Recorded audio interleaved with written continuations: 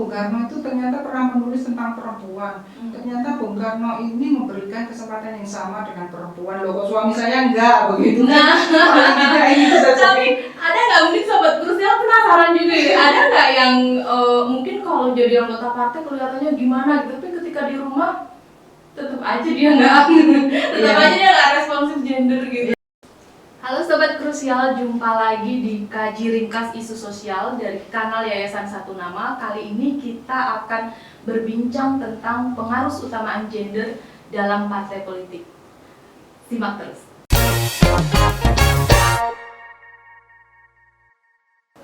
Ya, Sobat Krusial, beberapa waktu yang lalu kita pernah berbincang juga tentang perempuan dan politik bersama narasumber yang hari ini akan kita hadirkan kembali ya. Selamat datang Mbak Yuni Satya Rahayu. Kali ini kita akan berbincang tentang pengaruh utamaan gender dalam pengelolaan partai politik. Kelihatannya berat ya Mbak ya, dari judulnya apa sih ya, pengaruh utamaan gender gitu ya. Nah, untuk tahu kita akan berbincang-bincang soal itu gitu ya. Mbak Yuni, kalau kita bicara soal perempuan dan politik gitu ya, lagi-lagi kita yang bisa kita sorot pertama adalah soal partisipasi gitu ya. Kita lihat kalau dari partisipasi perempuan dalam pilkada itu sangat kecil, paling tinggi kayak 9% gitu ya. Tapi kalau dari pemilu legislatif misalnya, ini kan lumayan lebih tinggi gitu ya. Kalau di 99 itu hanya ada 8,8%. Di pemilu 2004 itu ada 11,82% gitu ya, ada peningkatan. Kemudian di 2009 ini lumayan meningkat 17,8% gitu ya. Kemudian di pemilu 2014 ada penurunan sedikit gitu ya, 17,32%. Ini kalau dari sisi pilkada dan pemilu legislatif dia angkanya naik gitu ya. Nah, kita penasaran gitu, kalau dari sisi partai politiknya itu seperti apa gitu ya. Mungkin Mbak Yuni bisa cerita, kira-kira di DIY misalnya, atau di nasional, berapa sih jumlah perempuan yang menjadi pengurus partai politik? Kalau kita lihat begitu ya di DIY, yang saya tahu pasti sih sebetulnya di PDI Perjuangan. Di PDI Perjuangan itu kita ada ber-8 begitu ya. 8 orang perempuan. Dari 21. Dari 21 berapa persen ya? Di tingkat provinsi. Di provinsi ya. Oke. Dan itu juga sudah dijamin sebetulnya dengan undang-undang. Oke. Undang-undang yang partai politik itu harus melibatkan 30% perempuan. Yang pertama adalah mendirikan partai. Artinya itu minimal ya 30%. Dalam pendirian partai harus ada perempuan ya. juga ya. Okay. Kemudian dalam struktur kepengurusan itu juga 30%. Mulai dari pusat, provinsi dan kabupaten. Nah, itu mau tidak mau kemudian mendorong dari partai politik untuk sebanyak mungkin bisa melibatkan perempuan di dalamnya. Hanya kalau sampai seperti saya kemarin sampai pada sekretaris DPD gitu ya, itu juga jumlahnya masih sedikit. Itu di seluruh Indonesia saya pikir yang bisa menjadi sekretaris itu juga tidak terlalu banyak begitu ya. Apalagi yang menjadi ketua ya Mbak ya? Iya, apalagi yang menjadi ketua. Dominasi laki-laki masih cukup besar di situ. Tetapi misalnya di kepengurusan di luar itu, biasanya seperti apa Mbak biasanya?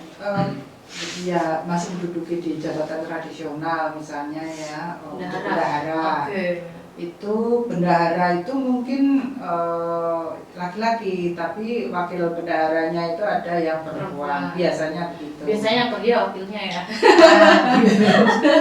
Dan kemudian misalnya di struktur kepengurusan kita kan ada bidang perempuan dan pemberdayaan perempuan dan anak.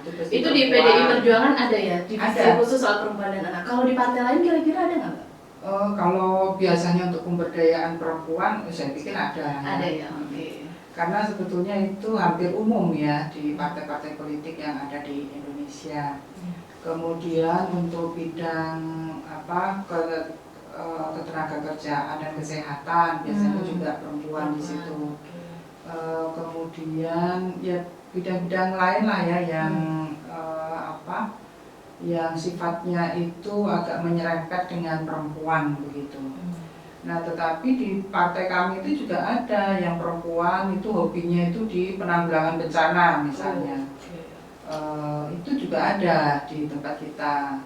Kemudian untuk yang Badan Pemenangan Pemilu misalnya, itu juga ada yang aktif. Jadi memang tidak menduduki pada posisi wakil ketua begitu ya. Tapi misalnya dia berada di wakil sekretaris kita untuk bidang internalnya juga perempuan di PDI Perjuangan. Itu tidak mudah ya, karena kan kalau di wakil ketua bidang internal, sekretaris bidang internal begitu ya, dia ini harus mengakomodir seluruh bidang-bidang internal, misalnya seperti kaderisasi ideologi, kemudian di bidang pemenangan pemilu itu juga internal. Jadi dia harus mengkoordinir seluruh kegiatan dan memastikan bahwa kegiatan mereka ini bisa berjalan dengan baik. Itu sebetulnya pekerjaan yang lumayan agak susah begitu ya, karena kan orang-orang hebat yang ada di situ yang kemudian bisa melakukan kegiatan-kegiatan dalam rangka untuk tetap menjalankan roda partai untuk pemenangan pemilu. Jadi tadi ada yang pertama memang mandatori gitu ya, harus bahwa pendirian itu harus ada perempuan, kemudian yang kedua di struktur juga harus ada perempuan.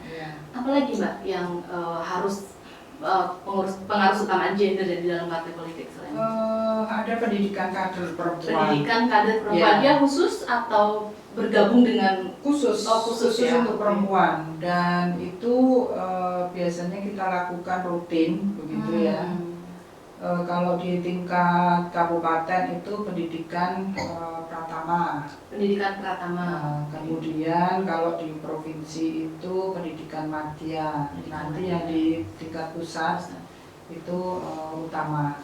Nah, apa yang membedakan, ini kan ada pendidikan kader perempuan. Apa yang membedakan pendidikan kader perempuan ini dengan pendidikan kader yang umum, Mas?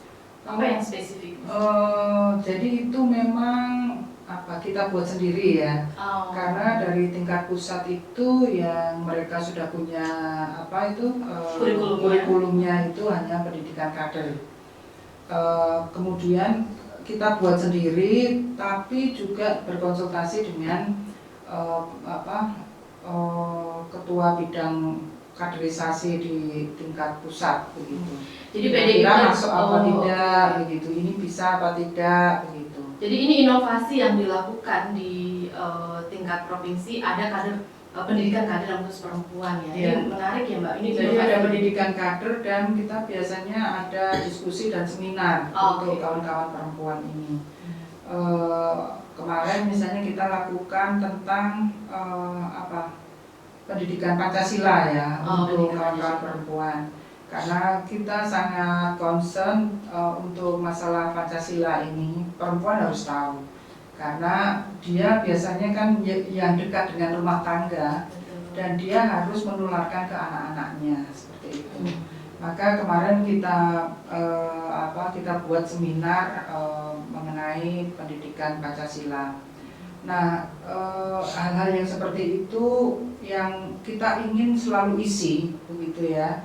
Jangan sampai ketika nanti berbicara laki-laki, perempuannya tertinggal begitu. Kan kemudian ketertinggalan informasi ini juga akan mengganggu kader-kader perempuan untuk maju ke depannya. Ya kedua itu kita juga mengundang istri-istri dari anggota dewan begitu ya. Jadi anggota dewan yang ada di kabupaten kota dan di provinsi itu kita undang untuk mendapatkan pendidikan mengenai kepartaian. Jadi misalnya ada Bung Karno yang menyampaikan apa dan ide-ide apa, sampai pada buku yang ditulis oleh Bung Karno, buku Sarinah begitu.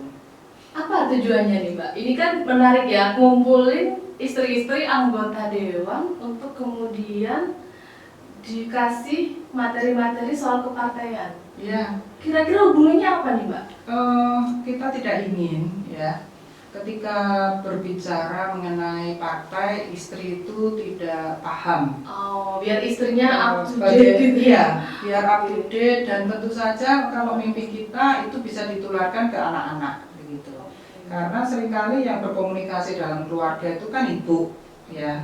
Bapak itu seringkali karena terlalu sibuk sehingga yang keluarga ini tidak mendapatkan informasi mengenai apa sih itu PDI Perjuangan. Kita sih nggak pengen anak-anak kita nggak tahu apa sih PDI Perjuangan, apa ya begitu. Karena bagaimanapun juga anak-anak keluarga ini juga harus diberi pemahaman sehingga nantinya mereka ini juga paham tujuan dari partai kita ini kedepannya apa. Jadi kaderisasi tidak hanya kepada anggota partai gitu ya, tapi juga kepada keluarganya. Ya. Ini menarik ya, jadi satu paket gitu ya, satu paket. Dan kita juga kemarin juga ada memberikan training begitu ya, ada tentang gender kan untuk kader-kader perempuan, dan kita sebetulnya di situ baru tahu ternyata seringkali mereka yang mau aktif itu juga nggak boleh sama suaminya begitu.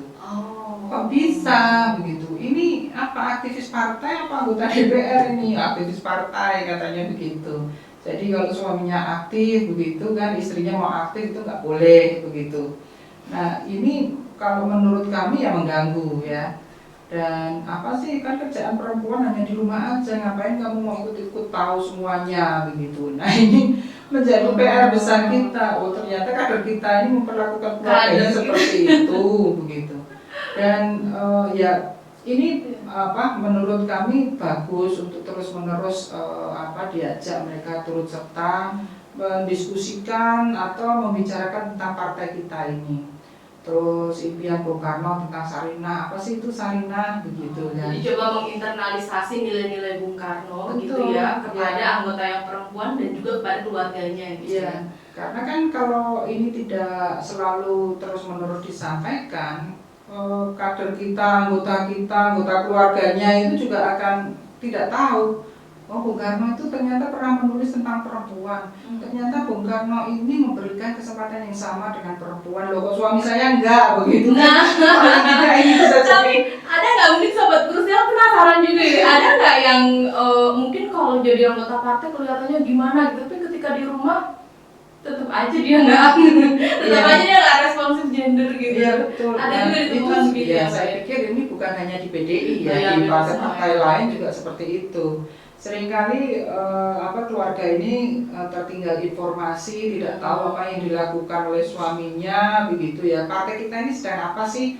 Oh, kalau setiap bulan Juni ini ternyata ada bulan Bung Karno nih di PDI Perjuangan. Ini penting untuk disosialisasikan agar kalau suami saya bulan Juni ini dia banyak melakukan kegiatan, misalnya menanam pohon, membersihkan sungai, ada kegiatan-kegiatan yang dilakukan terus-menerus, bisa dipahami ya oleh pasangannya. Betul, dan kemudian juga disampaikan ke warga masyarakat. Oh ini loh yang dilakukan oleh PDI Perjuangan ketika kita memperingati bulan Bung Karno. Susah nggak sih perempuan untuk masuk dalam partai politik? Yang susah itu adalah menjadi pengurus di partai politik. Yang susah adalah menjadi pengurus. Kalau mau masuk aja silakan, kita malah bergembira begitu kan. Asal nanti datang ke sekretariat, kemudian sekretariat partai untuk kemudian mendapatkan kartu tanda anggota. Mudah sekali. Kalau untuk menjadi anggota mudah ya, tapi kalau untuk masuk aktif menjadi pengurus ini yang rada susah. Iya. Bahkan misalnya ada di tempat kami itu ini kok Bu Yuni ini bisa langsung jadi anggota DPR, wakil bupati segala macam. Lah saya sudah lama di sini kok nggak jadi apa-apa. Saya juga bingung ini gimana cara menjawabnya, karena yang seperti itu kan tentu saja penilaian dari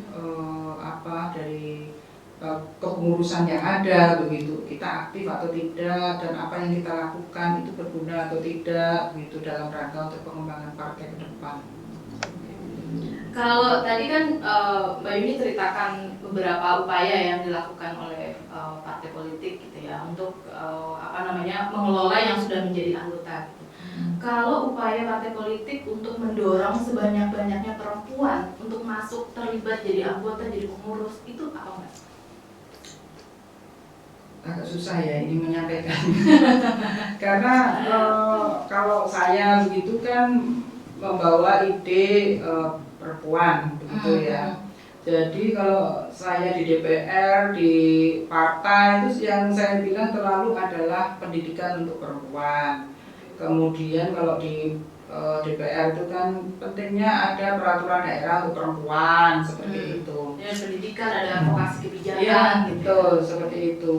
Dan ini menjadi, kalau bagi saya menjadi modal begitu ya, karena di tengah-tengah orang-orang yang maskulin begitu kan kita muncul dengan ide perempuan begitu, mungkin untuk mereka ini apaan sih itu kok bicara perempuan terus, tapi bagi saya nggak masalah karena ini harus disampaikan kepada para pengurus bahwa penyumbang salah satu penyumbang terbesar suara partai itu ya dari perempuan. Kalau kemudian itu tidak kita kelola dengan baik, bagaimana jadinya partai ke depan?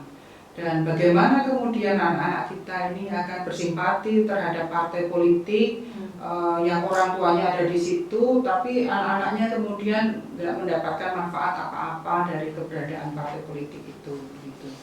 Nah, karena isu mungkin yang berbeda dibandingkan yang lain, mungkin ini mendapatkan perhatian ya yang berbeda begitu. Artinya bicara Yuni itu ya bicara tentang perempuan, itu yang sebetulnya ingin saya sampaikan ke kawan-kawan di partai politik. Kalau di dalam partai politik itu kan mungkin sudah diputuskan dari tingkat pusat ya, apa sih agenda-agenda atau perjuangan, pokok-pokok perjuangan apa yang harus dibawa oleh partai politik itu. Bagaimana memastikan bahwa di dalam pokok perjuangan ini juga ada agenda politik perempuan? Ketua kita perempuan dan sangat mensupport untuk ibu-ibu, para pendukung yang perempuan di dalam program partai ini, sehingga misalnya ya Bu Mega ini pernah beberapa kali begitu ketemu dengan kader yang perempuan, mengeluhkan yang suaminya punya pacar lagi lah apa. Lalu kemudian apa yang bisa kamu lakukan? Jangan kemudian hanya nangis saja. Tapi misalnya ya, kalau perempuan tuh ya harus pandai. Sehingga kamu harus memberdayakan dirimu, jangan hanya menjadi orang yang hanya bisa disakiti. Tunjukkan bahwa kalau kamu disakiti aku kuat, dan kalau lebih dari itu pun kita mampu. Luar biasa ya. Iya, mungkin kan nggak kelihatan ya Bu Mega begitu kan di antara kerumunan laki-laki itu, tapi itu beberapa kali disampaikan di dalam pengarahan yang disampaikan oleh Bu Mega di dalam partai kita. Jangan menangis, itu harus dilawan begitu. Ini menarik ya Sobat Krusial ya. Kita kan taunya Bu Mega ini emang tokoh politisi perempuan yang senior gitu ya, dan memang nggak ada bandingannya ya rata-rata. Sekarang ada ya, misalnya PSI misalnya dia pimpinannya perempuan baru-baru ini aja ya, tapi dari dulu yang kita tahu adalah Bu Mega, dan ternyata salah satu cara gitu ya untuk mendorong perempuan berpolitik atau pasangan-pasangannya dengan seperti itu ya. Tapi kalau dari internal partai sendiri Mbak Yuni misalnya, kalau itu kan hanya sekedar himbauan gitu ya, tapi ada nggak kebijakan di partai politik yang dia memang menjamin bahwa tadi partisipasi, kemudian yang kedua menjamin bahwa para anggota partai politik ini tidak melakukan kekerasan terhadap perempuan, misalnya KDRT atau tadi yang punya pasangan yang lain misalnya, ada nggak kebijakan-kebijakan internal partai politik yang ada di dalam ADART kita itu adalah tidak khusus untuk perempuan. Tetapi misalnya tindakan-tindakan yang dianggap itu bisa mencemarkan nama baik partai, kemudian bisa mencoreng nama baik partai, ini perlu kemudian dihadapkan di bidang kehormatan. Nah, sebetulnya itu bisa dipakai begitu ya oleh kawan-kawan perempuan kalau dia misalnya ada pelecehan atau apa. Nah, di DPD ini saya sebagai wakil ketua bidang kehormatan, artinya kalau memang ada kawan-kawan perempuan yang mau memanfaatkan itu, mari begitu. Artinya memang tidak ada secara khusus, belum secara khusus itu berbicara mengenai kekerasan tidak boleh. Tetapi memang itu tidak boleh karena Bu Mega sendiri pernah menyampaikan itu berkali-kali, jangan kemudian melakukan kekerasan terhadap istrinya karena ini bisa merusak nama partai. Begitu ya, kalau perempuannya itu tidak mengadukan ke polisi, sampai mengadukan ke polisi sampai kemudian menyampaikan itu di media sosial, ini menjadi permasalahan serius untuk partai. Itu jadi belum ada kebijakan yang khusus, tapi ada kebijakan umumnya itu yang bisa dipakai untuk soal itu ya. Kalau itu soal ini ya Mbak, soal bagaimana harus bersikap gitu ya. Tapi kalau soal yang terkait dengan politik sendiri, misalnya pencalegan, pencalegan atau bagaimana sebenarnya dinamika di dalam partai politik untuk merumuskan pencalegan ini, bagaimana harus ada perempuan, harus ini, cara ngaturnya bagaimana? Apakah berdinamika juga nggak di dalam partai politik? Kalau itu kan sudah sesuai dengan undang-undang. Sudah dengan karena ada undang-undangnya karena ada undang-undang. Memang kemudian ada undang-undang ini memaksa seluruh partai politik ini untuk menempatkan perempuan di posisi yang baik begitu. 1, 2, 3 itu di pencalegan ya. Tapi bagaimana memastikan bahwa calon-calon ini juga benar-benar didukung all out, sebagaimana dukungan terhadap yang laki-laki? Itu bagaimana memastikan bahwa dia terpilih? Tidak ada yang bisa memastikan bahwa dia harus terpilih. Maka partai politik ini kan memang tidak berani ya untuk memberikan prioritas bahwa nanti kamu perempuan harus jadi, karena bagaimanapun juga persaingan itu kalau kemudian diketahui oleh caleg-caleg yang lain, kita bisa diprotes, ya kan. Yang kedua, kemudian malah bisa menjadi musuh bersama itu yang perempuan begitu kan. Ini menjadi permasalahan serius dan membuat pencalekan ini jadi tidak baik begitu. Nah, ya seperti itu sebetulnya yang bisa dilakukan oleh kawan-kawan yang di luar partai. Kita punya pengalaman, misalnya salah satu caleg dulu DPR RI begitu ya, oleh kawan-kawan Jawa Barat kan mendapat dukungan ini, aktivis perempuan nih, mendapat dukungan mulai dari memberikan materi. Jadi nanti kalau konferensi pers atau misalnya yang perlu disampaikan ke masyarakat tentang program perempuan seperti apa begitu. Kemudian bahkan waktu itu saya mendengar ada yang sampai mencarikan dananya untuk memastikan dia begitu. Tapi itu bukan dari partai politik, itu di luar partai politik. Nah, di partai politik itu tidak bisa dilakukan karena nanti bisa menimbulkan gejolak dan permasalahan yang berbeda dari kawan-kawan yang sama-sama maju nyalek ini tadi. Oke, jadi memang hanya memastikan bahwa calegnya sesuai dengan ketentuan undang-undang gitu ya. Tetapi bahwa memastikan caleg-caleg yang perempuan ini apakah diistimewakan dalam hal dia akan mendapat dukungan yang lebih, itu tidak ya, semua sama. Tapi kemarin itu di 2019 itu memang kita memberikan keringanan begitu ya terhadap caleg-caleg yang memang tidak mampu begitu. Keringanannya apa nih? Ini menarik ya, keringanan masalah keuangan. Oh, ada diskon. Karena ada diskon khusus. Iya, karena kan kita memerlukan dan mungkin yang dimintain adalah mereka-mereka yang dianggap mampu seperti itu. Nah, ya memang mau suka tidak suka, tapi itu kan ada dilakukan oleh kebijakan dari pimpinan Apa partai. Mbak, bentuk keringanannya itu apa? Masalah keuangan, karena kan dapat subsidi? Enggak. Oh tidak. Tidak perlu membayar. Tidak perlu membayar. Jadi misalnya ada yang harus dibayarkan, dia tidak perlu membayar, begitu. Berkaitan dengan kemampuan finansialnya, begitu. Tapi kalau misalnya dia dianggap mampu, ya dia harus bayar, seperti itu. Tapi yang ya paling tidak itu upaya agar ya caleg-caleg yang perempuan ini nantinya mau maju lah. Karena salah satu problemnya kemarin itu banyak yang ikut kader pendidikan kader untuk perempuan, sudah bolak-balik kita berikan pendidikan seminar, nggak taunya nggak mau maju. Begitu mau maju kurang modalnya gitu ya. Nah ini permasalahan ini yang kemudian memang perlu mendapat perhatian agar kawan-kawan ini juga nantinya itu berani untuk maju gitu. Ini menarik ya, ini bentuk afirmatif juga ya, soal diskon gitu ya untuk kader yang perempuan boleh tidak membayar sesuatu. Kira-kira partai lain melakukannya nggak? Iya, mungkin melakukan. Melakukannya ya. Nah, kalau soal agenda politik perempuan ya, ketika kita maju kan ada perjuangan-perjuangan perempuan yang harus juga disuarakan oleh partai politik atau calon-calon legislatif. Biasanya ada nggak Mbak? Misalnya ada caleg nih, dibagi nggak? Misalnya kamu akan ngomong soal pokok organisasi yang ini, perjuangannya ini, gitu. Jadi memastikan bahwa semua caleg ini ada muatan soal perempuan, gitu. Itu dibahas nggak di dalam partai politik? Oh nggak ada.